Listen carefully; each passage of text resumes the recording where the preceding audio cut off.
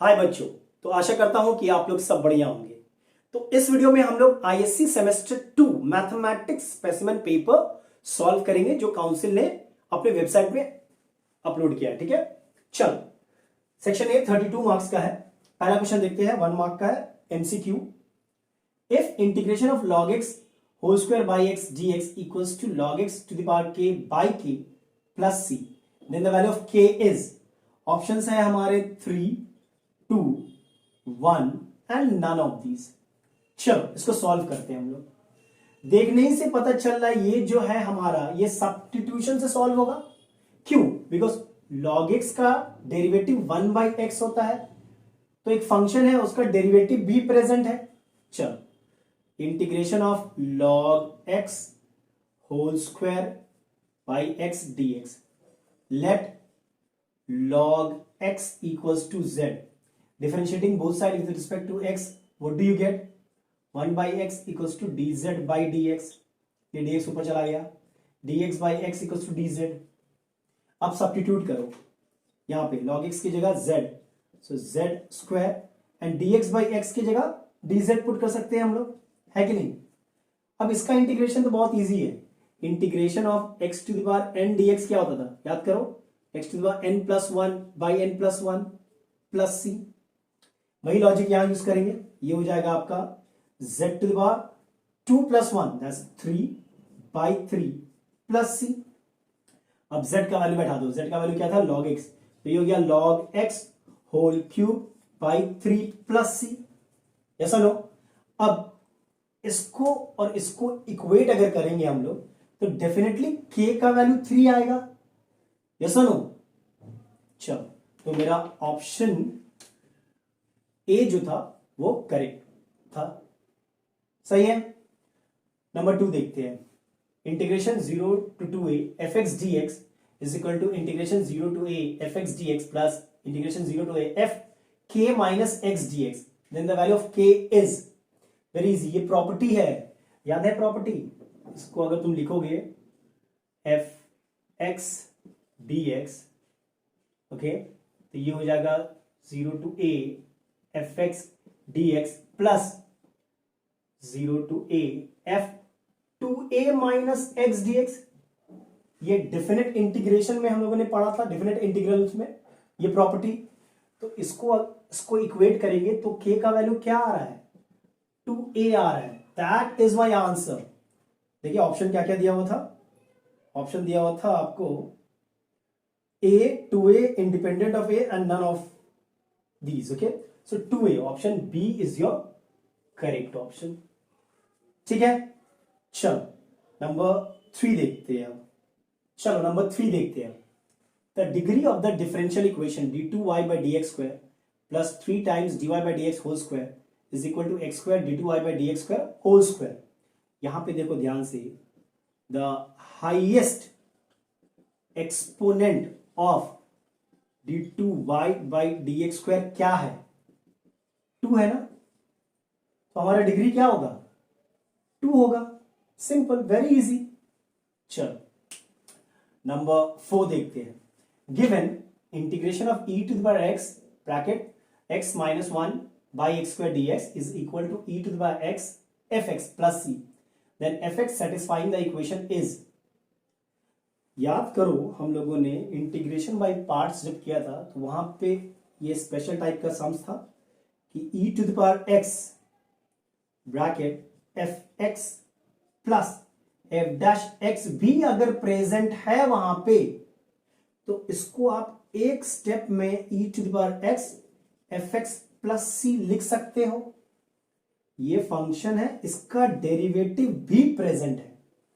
इसको देखो इसी फॉर्म में हम लिखेंगे, integration of e to the power x, थोड़ा सेपरेट करो तो x बाई एक्स स्क्वायर क्या होगा, 1 बाई एक्स होगा, माइनस ये 1 बाई एक्स स्क्वायर हो जाएगा। ठीक है, अब देखना ध्यान से, अगर ये आपका fx है तो 1 बाई एक्स का डेरिवेटिव क्या होता है, माइनस 1 बाई एक्स स्क्वायर, मतलब ये आपका f डैश x है। इस फॉर्म में आ रहा है तो fx का वैल्यू क्या है, 1 बाई एक्स है, fx का वैल्यू क्या है, 1 बाई एक्स है, हो गया, वेरी इजी, डन। चलो नेक्स्ट करते हैं। Look at 5. Two cards are drawn out randomly from a pack of 52 cards. Okay, one after the other without replacement. The probability of the first card being a king and second card not being a king is, देखिए 52 cards थे, पहला card जब हम लोग निकाल रहे हैं तो प्रोबेबिलिटी कि वो किंग हो क्या होगा, 4 किंग होते हैं 4/52। अब एक कार्ड यहां से निकल गया है तो कितना कार्ड बचा है टोटल 51। अब इसमें से नॉट अ किंग, अब अगर आप कार्ड निकालोगे तो वो किंग नहीं होना चाहिए, इसमें 3 किंग बचे हैं, मतलब 48 कार्ड ऐसे जो किंग नहीं है, तो प्रोबेबिलिटी कि आपको not being a king, king नहीं निकलेगा, 48/51 होगा कि नहीं होगा। सो मेरा प्रोबेबिलिटी क्या हो जाएगा 4/52 इंटू 48/51। यस नो, अब इसको सॉल्व कर लेते हैं हम लोग। 4 1 टाइम 4 13 टाइम्स, सो 48/13 इंटू 51, थोड़ा सॉल्व कर लेते हैं। 51 इंटू 13, 3 1 3, 3 5 15, 1 1 1, 1 5 5, 6 6 3। सो आपके ऑप्शंस होंगे, करेक्ट ऑप्शन होगा 48/663। यस और नो, देखते हैं। या ऑप्शन ए यही दिया हुआ था, ऑप्शन ए दिया हुआ था 48/663। The probability of the first card being a king and the second card not being a king. सही है, चलो नंबर 6 देखते हैं। चलिए नंबर 6 देखते हैं। If 2 balls are drawn from a bag containing 3 white, 4 black and 5 red. 2 balls are drawn. Okay. Find the probability that the drawn balls are of different colors. Okay. चलो देखिए, 2 बॉल आपको निकालना है डिफरेंट डिफरेंट कलर्स का। तो ऐसा हो सकता है आप एक व्हाइट निकालो और एक ब्लैक निकालो, हो सकता है, ब्लैक था ना, यस। तो आपने 3C1, एक ब्लैक को चूज कर, एक व्हाइट को चूज करोगे और 4C1 एक ब्लैक को चूज करोगे। सो प्रोबेबिलिटी क्या होगा 3C1 into 4C1, favourable outcome by total outcome. Total 12 ball है, 12C2। अच्छा, एक तो ऐसा भी हो सकता है ना कि आप एक व्हाइट चूज करो और एक रेड चूज करो, ये भी हो सकता है। सो ये 5C1, तो एक आप व्हाइट चूज करो और एक रेड चूज करो, favourable outcome by total outcome. एक और सिनारियो है मेरा, बोलो क्या लास्ट, आप एक ब्लैक चूज कर सकते हो, एक रेड चूज कर सकते हो, इन दोनों को भी तो आप कंबाइन कर सकते हो ना, एक यहां से एक यहां से, मतलब 4C1 into 5C1 by 12C2। सही है, ठीक है। चलो अब इसको हम लोग सॉल्व करते हैं। 3C1 मतलब 3 होता है, 4C1 मतलब 4 होता है, 12C2 थोड़ा सॉल्व करके देख लिया आप लोग, 66 होगा। 3C1 अगेन, 3C1 आपका हो जाएगा 3, 5C1 मतलब 5, 12C2 मैंने बोल दिया 66 होगा, 4C1 मतलब 4, 5C1 मतलब 5 और ये 66। तो ये हो गया 12/66 प्लस 15/66 प्लस 20/66। तीनों को ऐड कर लो, 20, 30, 40, 47/66। ये मेरा करेक्ट ऑप्शन है कि नहीं, देखते हैं। या ऑप्शन डी है ये, 47/66। दो बॉल निकालना है हमें, 2 बॉल निकालना है डिफरेंट डिफरेंट कलर का।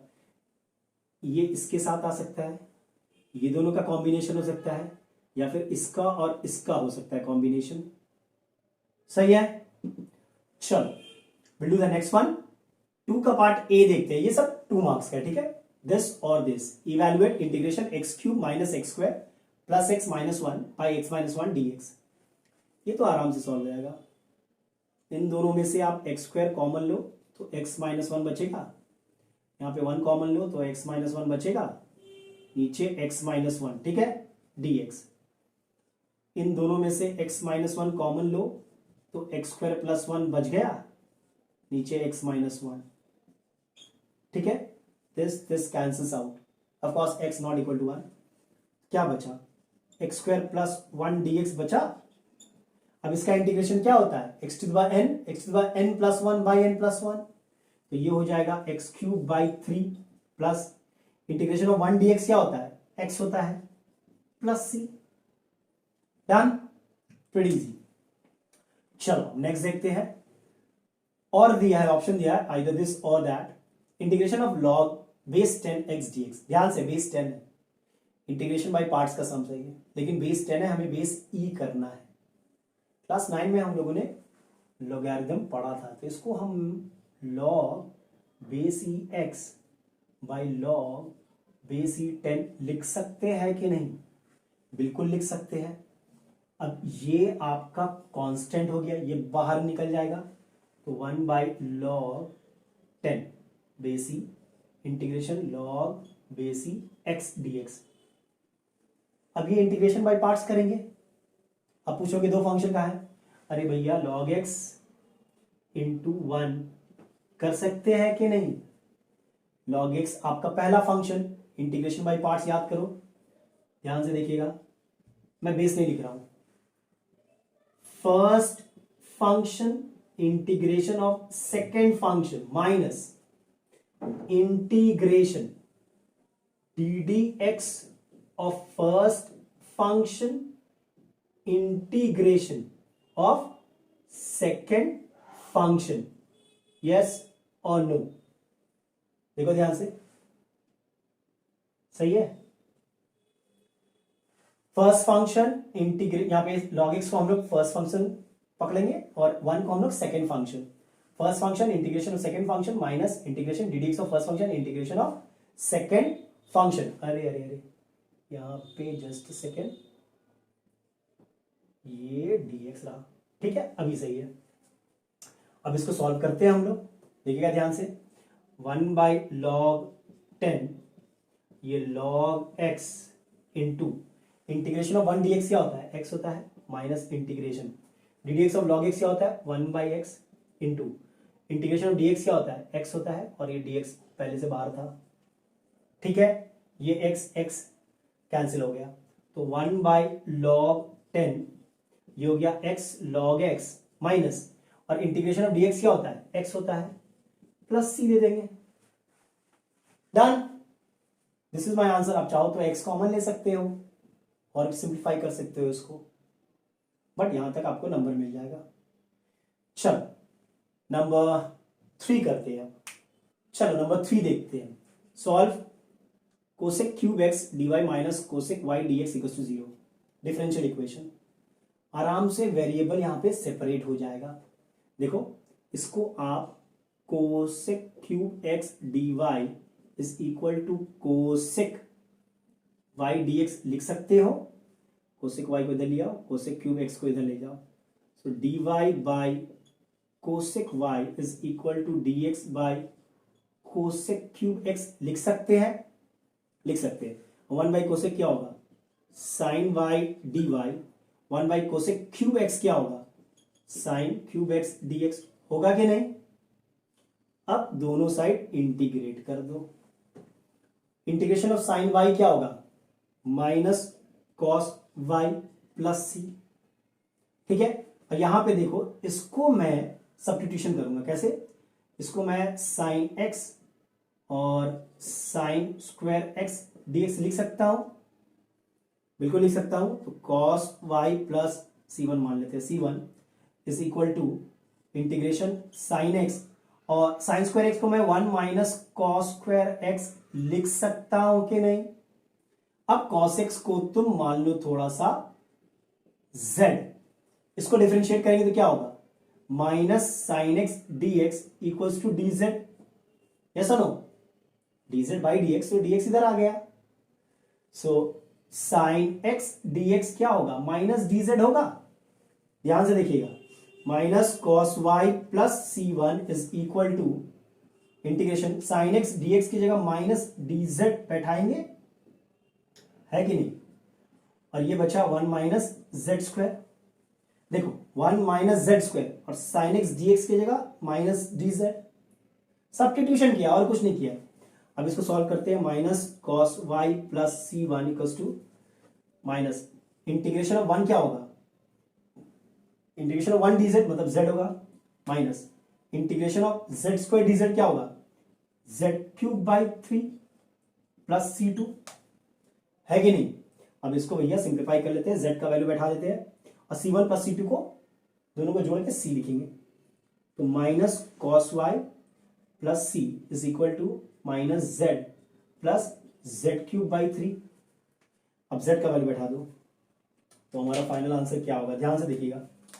यहां पे मैं z का वैल्यू बैठा रहा हूं, minus cos y plus c is equal to minus z क्या था cos x, minus cos x plus cos cube x by 3, यही आंसर होगा ना। डन। चलो नेक्स्ट देखते हैं, ये तो और भी इजी है, ये बाई सब्स्टिट्यूशन मैंने किया, ठीक है। यहां पर भी वेरिएबल आराम से सेपरेट हो जाएगा। इसको मैं dy by 2 to the power minus y is equal to dx लिख सकते हैं, ये ऊपर जाएगा तो 2 to the power y dy equals to dx आ गया।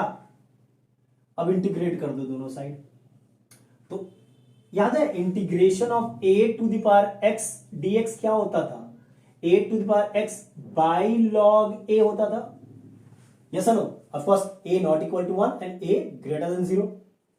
तो इसको मैं क्या 2 to the power y by log 2 लिख सकता हूं, is equal to integration of dx क्या होता है, x होता है प्लस c, ये मेरा सॉल्यूशन है। डन। चाहो तो लॉग 2 को उधर ले जाओ, हो गया। चलो नंबर 4 देखते हैं अब, integration of 2 to 8 root over of 10 minus x by root x plus root of 10 minus x d x. अब याद करो एक प्रॉपर्टी था, हमने पढ़ा था a to b f x d x को हम इंटीग्रेशन a टू बी, इसको मैं f a plus b minus x लिख सकता हूं कि नहीं, ये प्रॉपर्टी था हमारा, यही प्रॉपर्टी यहां पे यूज करेंगे। इसको पहले मैं i ले लेता हूं, तो i equals to integration 2 to 8 root of 10 minus x, ध्यान से देखना एकदम, root of x plus root of 10 minus x dx। अब ये वाला प्रॉपर्टी यूज करते हैं, जहां जहां पे x है वहां पे 8 प्लस 2 माइनस एक्स लिखेंगे, ठीक है, a plus b minus x.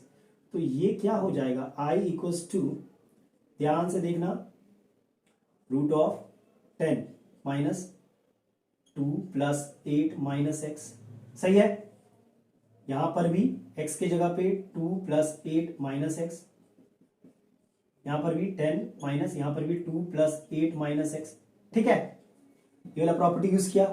अगर अब इसको सिंप्लीफाई आप करते हो तो ये 10 माइनस 10 प्लस एक्स बचेगा, मतलब रूट एक्स बचेगा। इसको सॉल्व करोगे तो रूट 10 माइनस एक्स बचेगा, इसको सॉल्व करेंगे तो 10 और ये 10 कैंसिल हो जाएगा, x बचेगा, ठीक है। ये आपका ओरिजिनल इक्वेशन था, इन दोनों को ऐड कर देते हैं हम लोग। इससे फायदा क्या होगा, ध्यान से देखो, i प्लस i क्या हो गया, इन दोनों को ऐड करोगे तो integration of 2 8 root of 10 minus x by root x plus root 10 minus x plus root x by root 10 minus x plus root x, ये हो जाएगा जब दोनों को ऐड करेंगे तो, यस नो, इसको ऐड कर रहे हैं हम लोग। अब ये क्या हो गया, 2i is equal to integration 2 to 8, यहां पे एलसीएम ले लो ना, तो रूट एक्स प्लस डिनोमिनेटर तो सेम है, तो न्यूमरेटर जैसे था वैसे ही उतर जाएगा, है कि नहीं। अब देखो ध्यान से, न्यूमरेटर और डिनोमिनेटर सेम आ गया, क्या बचा, 2i इक्वल्स टू, यह आ गया आपका x dx, सॉरी यहाँ तो 1 बचेगा, मतलब dx बचा, है कि नहीं। अब ये क्या हो गया, 2y equals to integration of dx क्या होता है, इंटीग्रेशन ऑफ dx होता है x, और आपका लिमिट है 2 to 8। इसको सॉल्व करेंगे हम लोग, वैल्यू बैठा दो। सो 2y इक्वल्स टू 8 माइनस 2, यही होगा ना। तो 2y इक्वल्स टू 6, यानी कि i इक्वल्स टू 3, मतलब इसका वैल्यू क्या होगा, 3 होगा। ये बहुत प्यारा सम था, प्रॉपर्टी यूज किया हम लोगों ने, ये वाला प्रॉपर्टी वेरी इंपॉर्टेंट। डन। चलो अब नेक्स्ट करते हैं। क्वेश्चन 5 देखो, बहुत ही प्यारा सम दिया है प्रोबेबिलिटी से। अ bag contain 6 red and 5 blue balls. तो एक बैग है, उसमें 6 रेड बॉल है, 5 ब्लू बॉल है, समझो। And another bag contain 5 red and 8 blue ball. दूसरा बैग में 5 रेड है और 8 ब्लू बॉल है। ये बैग 1 था आपका और ये बैग 2 था आपका। बोल क्या रहा है, a ball is drawn from the first bag, यहां से एक बॉल निकाल के, and without noticing its colour is placed in the second bag. यहां से एक बॉल निकाल के यहां पे आपने डाल दिया, 1 ball, without noticing the colour. If a ball is drawn from the second bag, अब यहां से एक बॉल हम लोग ड्रॉ कर रहे हैं, देन फाइंड द प्रोबेबिलिटी, क्या प्रोबेबिलिटी है कि ये जो बॉल निकलेगा ये रेड निकलेगा। समझ लो, बहुत ही प्यारा सम है, लॉ ऑफ टोटल प्रोबेबिलिटी वहीं से है ये। ध्यान से देखो, मुझे इतना फॉर्मूलाज नहीं आता है, सिंपल स्टेप में करेंगे हम लोग। देखिए ट्री डायग्राम, 2 केस होगा, या तो आप यहां से रेड बॉल चूज करोगे, इवेंट 1 आपका, तो रेड बॉल चूज करने के क्या प्रोबेबिलिटी है आपके, 6/11। या तो आप यहां से इवेंट 2 आप यहां से ब्लू बॉल चूज करोगे। ब्लू बॉल चूज करने से क्या होगा, आपका प्रोबेबिलिटी हो जाएगा 5/11। सही है कि नहीं। अब देखिए ध्यान से, अब देखना ध्यान से, इसको मैं यहां नहीं 6/11, इसको मैं 5/11 यहां लिखता हूं। अब ये बॉल निकल के इस बैग में आ गया, तो अगर आप रेड बॉल निकाल रहे थे और इसमें डाल रहे हो, तो यहां पे जो रेड बॉल की संख्या है वो 6 हो गई है, और ब्लू बॉल अभी भी 8 है। अब इवेंट इवन हो चुका है, तो समझ लो इवेंट ए है रेड बॉल चूज करना, तो प्रोबेबिलिटी कि आप ए चूज करो इवन हो चुका है, क्या है, 6/14 है कि नहीं। यहां पे देखो, इस सिनारियो में क्या होगा, आपने ब्लू बॉल ट्रांसफर कर दिया यहां से, मतलब 5 रेड होंगे और 8 और 1 9 ब्लू बॉल हो जाएगा। तो यहां पे प्रोबेबिलिटी क्या होगा कि आप एक रेड बॉल चूज करो, 5/14 होगा।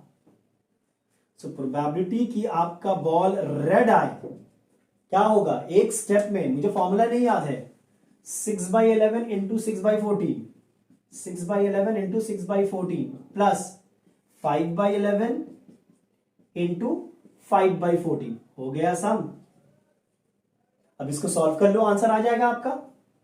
पहले तो 14 इंटू 11, तो 14 इंटू 11 44, और ये हो गया 11, 154 हो गया। तो ये हो गया आपका 36/154 प्लस 25/154, मतलब प्रोबेबिलिटी कि आप रेड बॉल निकालो वो क्या हो जाएगा, 30, 40, 50, 61/154। यही होगा मेरा प्रोबेबिलिटी कि आप एक रेड बॉल निकालो। ऐसे सम्स भरे पड़े हैं एमएल अग्रवाल में, भरे पड़े हैं, देख लो, कर लो, ठीक है। बहुत ही प्यारा सम था, वो फॉर्मूला मुझे नहीं याद रहता है, वो फॉर्मूला लिखने में बच्चे गड़बड़ कर देते हैं, अरे भैया यहां ये मल्टीप्लाई करो, ये मल्टीप्लाई करो, ऐड कर दो, आंसर आ गया। सिंपल सा लॉजिक है कि नहीं। चलो अब नंबर, इसी का एक और पार्ट दिया है शायद, इसमें ऑप्शन दिया है, लेट मी सी। हाँ एक और सम है, ये भी बहुत प्यारा सम है। 5b देखते हैं, ये 5a था, ठीक है। चलो चलो क्वेश्चन 5b देखते हैं। अ bag contains 3 red and 4 white balls, 3 red and 4 white ball, bag 1 है मेरा ये। And another bag contains 2 red and 3 white, दूसरा बैग है जिसमें क्या है, 2 रेड है और 3 white है। ध्यान से देखना, ये बैग 2 है। If one ball is drawn, यहां से हम एक बॉल निकाल लें। If one ball is drawn from the first bag and 2 balls are drawn from the second bag, then find the probability that all 3 balls are of same color. Same color, बहुत ही प्यारा सम है, इससे प्यारा कुछ हो ही नहीं सकता है, यू नो। ध्यान से देखिएगा, प्यार हो जाएगा इस सम से आपको। और कितना इजी है, प्रोबेबिलिटी चैप्टर बहुत ही इजी है। सिर्फ लॉजिक अगर आपको आता है ना तो चुटकियों में सम्स हो जाएगा, लेकिन वो लॉजिक के लिए आपको बहुत प्रैक्टिस करना पड़ता है, बहुत सारे सम्स प्रैक्टिस करने पड़ते हैं, तब जाके लॉजिक क्लियर होता है। अब इस सम में देखो, या तो इवन सपोज आपने रेड बॉल निकाला है, तो प्रोबेबिलिटी के आप रेड बॉल निकालो, एक रेड बॉल निकालने की चांस क्या है, देखो 3/7 है। E2 मान लो आपने व्हाइट बॉल निकाला, तो व्हाइट बॉल निकालने की चांस क्या है, 4/7 है कि नहीं।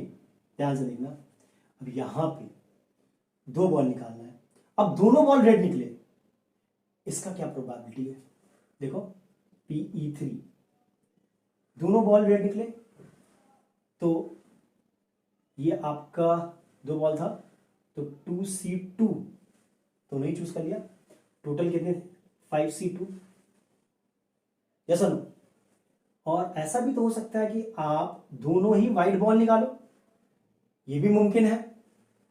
तो दोनों अगर व्हाइट बॉल रहेगा तो 3C2 by 5C2, यही होगा आपका। ध्यान से देखिएगा, सही है। अब क्या बोला है, प्रोबेबिलिटी के सेम कलर का हो, ये था रेड, ये था व्हाइट, ये है रेड, ये है व्हाइट,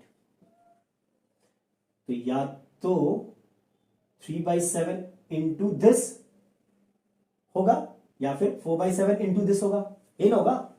अगर आप रेड निकाल रहे हो तो प्रोबेबिलिटी के सेम कलर का आ जाए आपका, क्या होगा, 3/7 यहां से और 2C2/5C2 यहां से आ गया, प्लस व्हाइट भी तो निकाल सकते हो आप। यहां से व्हाइट निकाला मैंने 4/7 और यहां से मैंने व्हाइट निकाला 3C2/5C2, हो गया सम। बहुत ही प्यारा सम है, बट आपको प्रैक्टिस करना पड़ेगा। और जैसे कि मैंने बोला है, भरे पड़े हैं ऐसे सम्स ML अग्रवाल में, ठीक है, और भी बहुत सारे बुक्स है ना। चलिए अब इसको सॉल्व करते हैं हम लोग। ये क्या हो जाएगा, 3/7 इंटू 2C2 क्या होगा, 1 होगा, 5C2 बिना कितना होगा, 5C2। इसको कैलकुलेट करेंगे कैसे, फैक्टोरियल 5/फैक्टोरियल 5 - 2 3 फैक्टोरियल 2, तो ये क्या 5 into 4 into factorial factorial 3 into 2 into 1, ये गया काम से 10 हो रहा है, मतलब 10 प्लस 4/7 इंटू 3C2 मतलब आपका 3 होगा, यस नो, और 5C2 तो 10 है हमारा, तो ये हो गया 3/70 प्लस 12/70 है कि नहीं, तो ये हो गया 15/70। अब 5 से काट दो, 5 3 टाइम्स, 5 1 जा 5 5 4 जा, यानी कि 3/14। यही प्रोबेबिलिटी है कि तीनों ही बॉल सेम कलर के होंगे। बहुत ही प्यारा सम था। ओके, प्रैक्टिस, जितना प्रैक्टिस हो सके करो आप लोग। चलो अब नेक्स्ट सम देखते हैं। चलो नंबर 6 देखते हैं, बहुत ही इजी है। Integration of 1 + sin x by 1 - sin x dx। पहला स्टेप, रैशनलाइजिंग द डिनोमिनेटर। कर देते हैं 1 plus sine x 1 minus sine x into 1 plus sine x by 1 plus sine x. ठीक है, मैंने डिनोमिनेटर को रैशनलाइज कर दिया, तो ये मेरा हो गया 1 प्लस साइन एक्स का होल स्क्वायर, और नीचे क्या होगा ए स्क्वायर माइनस बी स्क्वायर के फॉर्म में आ रहा है। सही है, ब्रैकेट खोल दो, तो A square plus B square plus twice A B आएगा, और नीचे क्या होगा 1 माइनस साइन स्क्वायर एक्स क्या होता है, कॉस स्क्वायर एक्स होता है बबुआ। हो गया। अब देखते हैं, सेपरेट कर देते भैया सबको, तो 1 बाई कॉस स्क्वायर एक्स क्या होता है, सेक स्क्वायर एक्स होता है, plus sign square x by cos square x क्या होता है, tan स्क्वायर एक्स होता है। बचा क्या फिर 2। Sine x by cos x क्या होगा, sine x by cos square x क्या होगा, देख लो यहां पे कॉस स्क्वायर एक्स, तो ये sine x by cos x एक tan एक्स हो जाएगा, और 1 बाई कॉस एक्स मतलब सेक एक्स हो जाएगा, है कि नहीं। मतलब sine x by cos square x को हम लोग सेक एक्स टैन एक्स लिख सकते हैं, बिल्कुल लिख सकते हैं। अब देख लो, ये तो कोई भी सॉल्व कर लेगा यार, ये तो बहुत ही इजी हो गया। इसको ऐसे रख ले, पहले एक और स्टेप, टैन स्क्वायर एक्स ना हमें पता है sec square x minus tan square x equals to 1, तो sec square x minus 1 equals to tan square x, तो इसकी जगह हम सेक स्क्वायर एक्स माइनस 1 लिख सकते हैं कि नहीं, बिल्कुल लिख सकते हैं। यस और नो, ध्यान से देखो। अब ये हो गया आपका 2 sec square x minus 1 plus 2 sec x tan x, और ये रहा dx मेरा। अब भैया इसको इंटीग्रेट कर देते हैं हर एक को। 2 सेक स्क्वायर एक्स का इंटीग्रेशन क्या होता है, टैन एक्स होता है, माइनस 1 का इंटीग्रेशन क्या होगा, एक्स होगा, प्लस 2, और सेक एक्स टैन एक्स का इंटीग्रेशन क्या होता है, सेक एक्स होता है। एक स्टेप में 2 गया बाहर, सेक स्क्वायर एक्स का इंटीग्रेशन टैन एक्स होता है, इंटीग्रेशन ऑफ dx 1 dx मतलब dx ओनली x होता है, 2 गया बाहर, और सेक एक्स टैन एक्स का क्या होता है, सेक एक्स होता है, प्लस सी। Very easy. चलो नंबर 7 देखते हैं। क्वेश्चन नंबर 7 देखो, in a bolt factory machine X, Y and Z manufactures 20%, 35% and 45% respectively of the total output. Of their output, 8%, 6% and 5% respectively are defective bolt. तो ये जो है defective, इसका होता है 8%, इसका होता है 6% डिफेक्टिव होता है, इसका होता है 5% डिफेक्टिव होता है। Okay, one bolt is drawn at random from the product and it is found to be defective. मान लो एक इवेंट है डिफेक्टिव, ओके, मान लो कि वो डिफेक्टिव था। What is the probability that it was manufactured in Y, in the machine Y. ये हुआ ना सम, अगेन फिर से बहुत प्यारा सम है, बेस थ्योरम। ये सुनो, लेकिन अगेन बेस थ्योरम का मुझे फॉर्मूला नहीं याद रखना है, मेरे पास एक ही फॉर्मूला है जो क्लास 10 में किया था। बेस थ्योरम के सम को आप ऐसे कर सकते हो, probability is favourable outcome by total outcome. देखो कैसे यूज करेंगे यहां पे, ध्यान से देखिएगा। मान लो इवेंट E1 है कि आपने फैक्ट्री X से वो बोल्ट लिया है, फैक्ट्री X मैन्युफैक्चर किया है, तो PE1 क्या होगा, 20/100 होगा। E2 मान लेते हैं कि Y मैन्युफैक्चर किया है, तो PE2 क्या होगा, 35/100 होगा। E3 मान लेते हैं हम लोग कि उस Z मैन्युफैक्चर किया है, तो वो 45/100 होगा। अब मान लो डिफेक्टिव यहां से आया मेरा, तो A को मैंने लिया है डिफेक्टिव, तो P A/E1 क्या होगा, 8% है ना, तो 8/100 होगा। इसी प्रकार P A/E2 क्या होगा, 6/100 होगा, और z P A/E3, A is the event where you take defective bolt. Okay, तो ये हो गया आपका 5/100 होगा। अब क्या बोल रहा है कि क्या प्रोबेबिलिटी है कि वो y से निकले। देखिएगा एक step, favourable outcome this into this, 35/100 into 6/100 by total outcome. अरे टोटल आउटकम क्या होगा, 20/100 into 8/100 plus 35/100 into 6/100 plus 45/100 into 5/100। Yes और नो, यही होगा ना भैया, यही तो है Bayes theorem, favourable outcome by total outcome. अब इसको सिंप्लीफाई कर लेते हैं, ऊपर 35 इंटू 6, भैया 35 इंटू 6 कितना होगा, 6 5 जा 30, 6 3 जा 18, 19 20 21। सो ये हो गया 210 बाई 1 2 3 4। नीचे देखते हैं 20 इंटू 8, 160 बाई 1 2 3 4 प्लस 210 बाई 1 2 3 4। देख लो ध्यान से, तीसरा वाला क्या है, 45 इंटू 5, तो 45 इंटू 5 क्या है, 25 225, तो ये हो गया 225 बाई 1 2 3 4।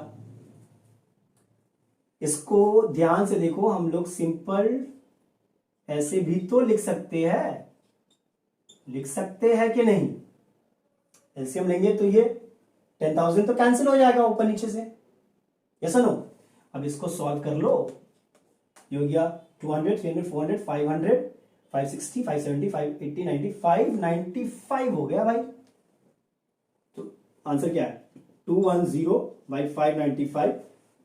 इसको रिड्यूस करते हैं, 5 4 जा 5 2 जा 5 1 जा 5 1 जा 5 9 जा। So the answer is 42/119। यही आपका प्रोबेबिलिटी होगा कि Y ने मैन्युफैक्चर किया था वो defective bolt. Probability is favourable outcome by total outcome. Favourable outcome Y है तो this into this, total this into this plus this into this plus this into this, खत्म। उतना कॉम्प्लेक्स फॉर्मूला लिखना ही नहीं, हमें याद ही नहीं करना है, यही कर लो भाई, एकदम इजी। चलो नंबर 8 देखते हैं। नंबर 8 देखते हैं, दो ऑप्शन दिया आपको और करके, integration of dx by sine x plus sign 2x। ये बाद में देखते हैं, पहले ये देखते हैं हम लोग। इसको मैं dx by sine x plus sign 2x को मैं 2 साइन एक्स कॉस एक्स लिख सकता हूं।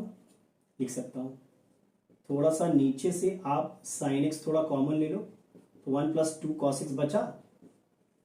इसके बाद का स्टेप नोटिस करिएगा, व्हाट आई डू, न्यूमरेटर और डिनोमिनेटर को साइन एक्स से मल्टीप्लाई कर देते हैं, तो यहां पे साइन एक्स आएगा और ये साइन स्क्वायर एक्स हो जाएगा ना।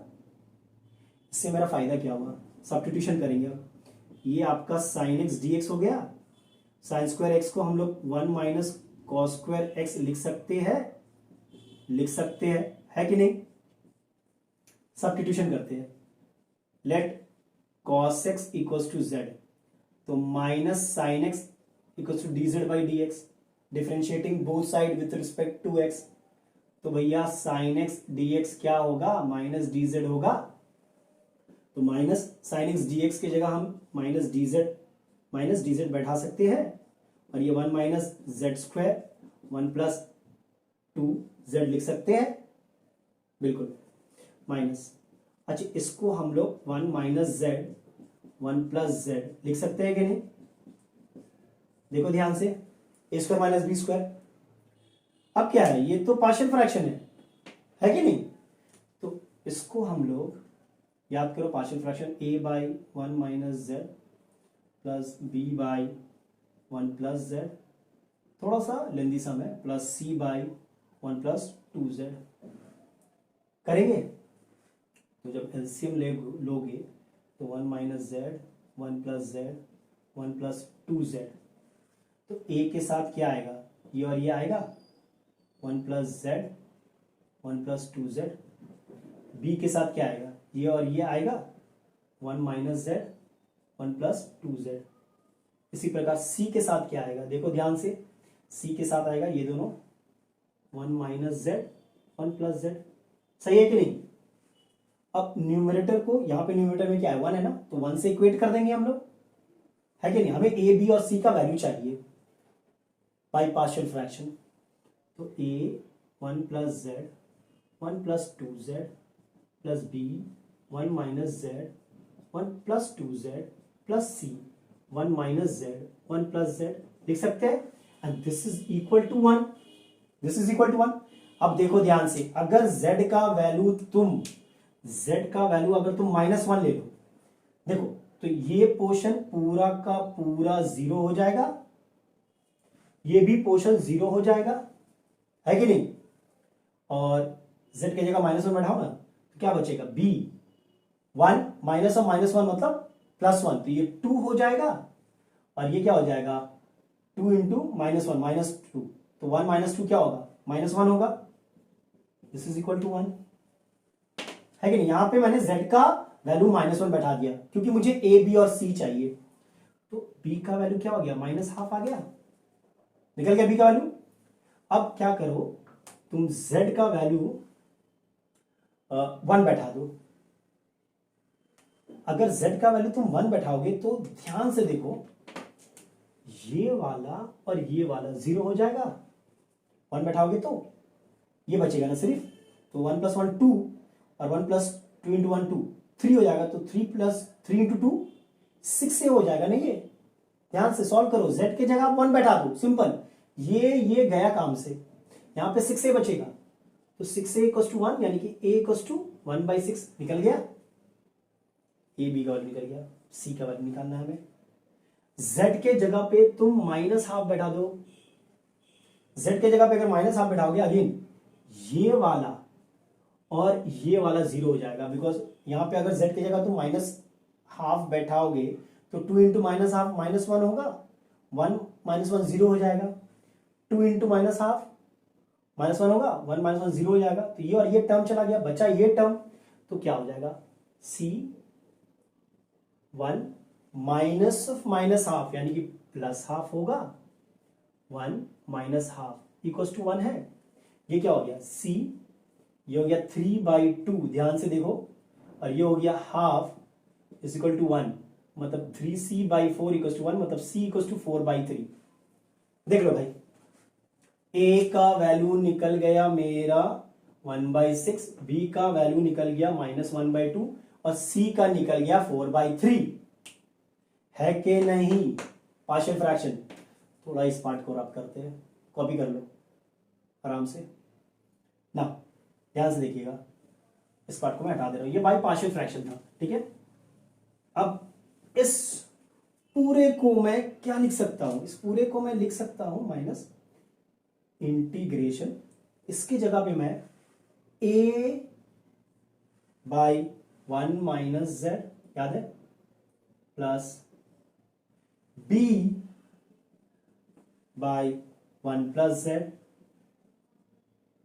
प्लस c क्या है आपका 4/3 बाई 1 प्लस 2z है भाई, ठीक है, into dz। A b c का वैल्यू बैठा दिया मैंने, a by this plus b by this plus c by this होता है। अब इसको थोड़ा सेपरेट कर दो, तो ये क्या हो जाएगा minus integration 1/6 1 minus z dz हो गया, ये हो गया माइनस माइनस प्लस हो जाएगा, प्लस इंटीग्रेशन ½ 1 प्लस z, ध्यान से dz हो गया, फिर माइनस प्लस माइनस ही रहेगा, तो minus integration 4/3 1 plus 2z dz हो गया। ध्यान से देख लो, अच्छा यहां से माइनस साइन कॉमन ले लो तो एक बार, तो z -1 हो जाएगा ना, मतलब इसको हम 1/6 इंटीग्रेशन dz बाई z -1 लिख सकते हैं। माइनस साइन अगर कॉमन लोगे तो माइनस माइनस प्लस हो जाएगा, और a माइनस बी से अगर माइनस साइन कॉमन लोगे तो वो b माइनस ए हो जाएगा, a minus b becomes minus b minus a, yes और नो, ठीक है। और फिर वो माइनस और माइनस प्लस हो गया, यहां पे क्या होगा ½ dz by 1 plus z integration, और यहाँ पे क्या होगा -4/3 इंटीग्रेशन dz बाई 1+2z। अब इसका इंटीग्रेशन हमें पता है 1/6 log mod z-1 plus half log mod 1+z -4/3 log mod 1+2z, और क्योंकि z के साथ 2 था तो बाई 2 कर देंगे, प्लस c आएगा। सही है। अब क्या है, z की जगह z का वैल्यू बैठा दो, cos x हो गया answer 1/6 log cos x -1 plus half log 1 plus cos x -4/3 log 1 plus 2 cos x plus c। Done. Marathon sum था, दो लॉजिक था, पहले एडजस्टमेंट करना था, सब्स्टिट्यूशन करना था, फिर बाय पार्शियल फ्रैक्शन करना था। थोड़ा लेंदी है ये सब, थोड़ा लेंदी है। मार्क्स भी कितना मिला है इस सम के लिए आपको? इस सम के लिए आपके पास है, जस्ट अ सेकेंड,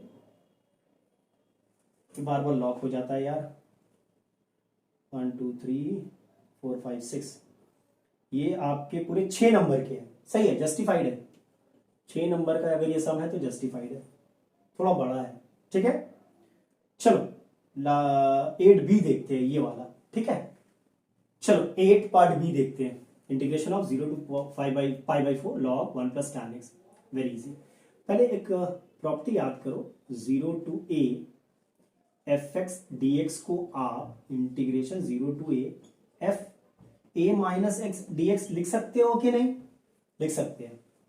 तो इसी प्रकार x की जगह हम π/4 माइनस एक्स लिख देंगे। तो ये मेरा i क्या हो जाएगा, ये मेरा i था। ठीक है, i इक्वल टू दिस। तो अब i क्या होगा, प्रॉपर्टी जब यूज करेंगे तो π/4 0 log 1 plus tan π/4 minus X. ठीक है, सही है ना? ये वाला प्रॉपर्टी यूज किया। अभी tan a माइनस बी का फॉर्मूला यूज कर लेते हैं हम लोग। तो i इक्वल टू ये π/4 0 log 1 plus tan a minus b क्या होता है, tan a minus tan b 1 minus tan a tan b। याद है फॉर्मूला? बहुत ही इजी सा है, क्लास 11 में किया था, tan a माइनस बी। चलो अब थोड़ा वैल्यू बैठा दो। तो π/4 0 log, ध्यान से देखना, ये हो जाएगा 1 माइनस tan x, ये हो जाएगा 1 माइनस, ये तो 1 होता है, कुछ गड़बड़ किया है, यहाँ पे प्लस होगा। ठीक है, ये भी प्लस होगा, 1 प्लस tan x। ठीक है, डन।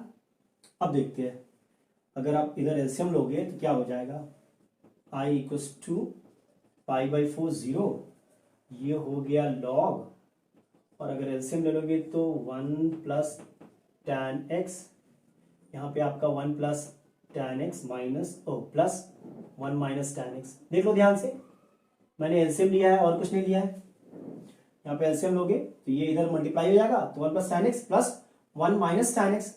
अब अगर ध्यान से देखो तो ये minus tan x plus tan x गया काम से, तो i का वैल्यू क्या आ रहा है, π/4 0 log, यहाँ पे 2/1 प्लस tan x आ रहा है कि नहीं आ रहा है? आ रहा है। अब log का प्रॉपर्टी है, log a/b क्या होता है, log a minus log b। तो अब वो वाला प्रॉपर्टी अगर तुम यूज करोगे तो देखो क्या हो जाता है, log 2 minus integration π/4 0 log 1 plus tan x dx, ये होगा ना। log a/b क्या होगा, log a minus log b। ये क्या है, यही तो सवाल था मेरा। तो इसके जगह हम i बैठा सकते हैं। यहाँ पहले तो log 2 बाहर निकल गया, कांस्टेंट है भैया। अच्छा dx यहाँ देना भूल गया था, log 2 बाहर गया, integration of π/4 0 dx minus i। सही है, देख लो ध्यान से, log a/b log a minus log b। अब ये i है और log 2 तो कांस्टेंट, तो ये बाहर निकल गया। अब ये 2i हो गया, तो 2i इक्वल्स टू log 2, और इंटीग्रेशन ऑफ dx क्या होता है, x होता है भैया, x। लिमिट क्या है मेरा, 0 π/4।